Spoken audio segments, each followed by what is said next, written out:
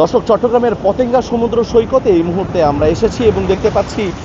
আমার পিছনে আপনারা দেখতে পাচ্ছেন সমুদ্র কিন্তু উত্তাল। চট্টগ্রাম,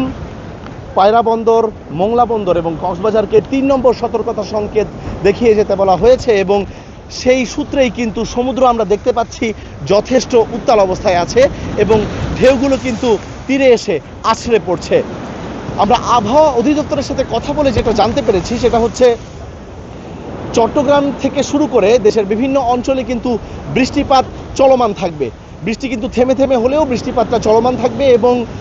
বাতাসের গতিবেগ ঘন্টায় ৬০ কিলোমিটার পর্যন্ত হতে পারে বলে আমরা জানতে পেরেছি। আমরা দেখতে পাচ্ছি যে সমুদ্রে যেই লাইটার জাহাজগুলো রয়েছে এবং অন্যান্য যেই স্পিড বোট থেকে শুরু করে মাছ ধরার যেই ট্রলারগুলো রয়েছে সেগুলোকে সমুদ্রের তীরের কাছাকাছি সতর্কভাবে থাকার জন্য কিন্তু বলা হয়েছে এবং মৌসুমি বায়ুর প্রভাবে উপকূলীয় এবং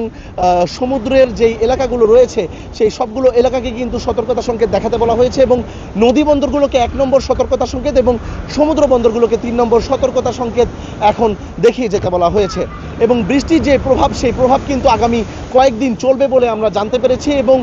সেই প্রভাবেই চট্টগ্রাম পতেঙ্গা যে সমুদ্র সৈকত রয়েছে সেই পতেঙ্গা সমুদ্র সৈকতে আমরা দেখতে পাচ্ছি কিন্তু সমুদ্র অনেকটাই উত্তাল। এখানে আমরা যেটা দেখতে পাচ্ছি এখানে সাধারণত পানির পরিমাপ কিন্তু আরও কিছুটা দূরে থাকে এবং এখানে কিন্তু যারা পর্যটক রয়েছেন, যারা দর্শনার্থী রয়েছেন তারা আসলে কিন্তু এই জায়গাটাতে নামতে পারেন। সেখানে পানি দেখতে পাচ্ছি আমরা প্রায় তীর ঘেঁষে চলে এসেছে এবং অনেক বড় বড় ঢেউ কিন্তু এই মুহূর্তে দেখা যাচ্ছে। চট্টগ্রামের যেই বিভিন্ন সড়কের অবস্থাও কিন্তু দেখতে পেয়েছি যে সড়কগুলোতে কিন্তু বিভিন্নভাবেই ক্ষতিগ্রস্ত হয়েছে চট্টগ্রামে ভারী বৃষ্টির কারণে এবং পানি উঠে যাওয়ার কারণে। আবহাওয়া অধিদপ্তরের সাথে কথা বলে আমরা জানতে পেরেছি যে ভারী থেকে ভারী দমকা হাওয়া কিন্তু চলতে পারে এবং একই সাথে বৃষ্টি এবং বজ্রসহ বৃষ্টি কিন্তু হওয়ার একটা সম্ভাবনা জানতে পেরেছি এবং সেই সাথে এই পরিস্থিতি আগামী কয়েকদিন চলতে পারে সেটা আমরা জানতে পেরেছি। এখানে দেখতে পাচ্ছি যে পতেঙ্গার যেই তীরটি রয়েছে সেই তীরে কিন্তু অনেক জোরে কিন্তু আমরা দেখতে পাচ্ছি যে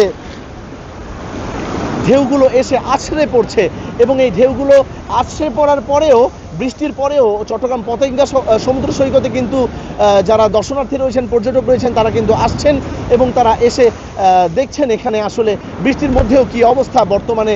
চট্টগ্রামের পতেঙ্গা সমুদ্র সৈকতে রয়েছে। এছাড়াও আমরা যেটা জানতে পেরেছি যে গত কয়েকদিনে চট্টগ্রামে ভারী বৃষ্টির কারণে বিভিন্ন অঞ্চল কিন্তু ডুবে গিয়েছিল,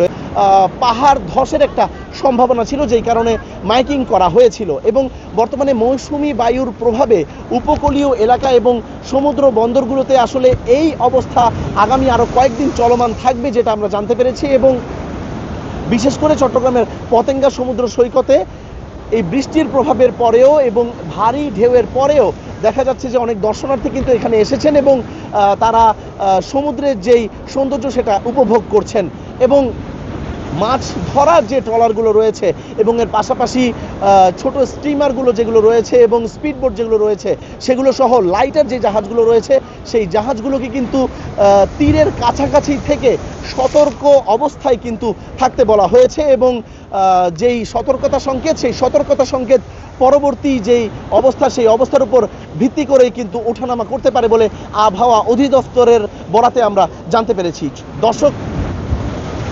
চট্টগ্রামের পতেঙ্গা সমুদ্র সৈকত থেকে এখন পর্যন্ত এই ছিল আমার কাছে সর্বশেষ। আপনাদের সাথে ছিলাম আমি আবির আহমেদ।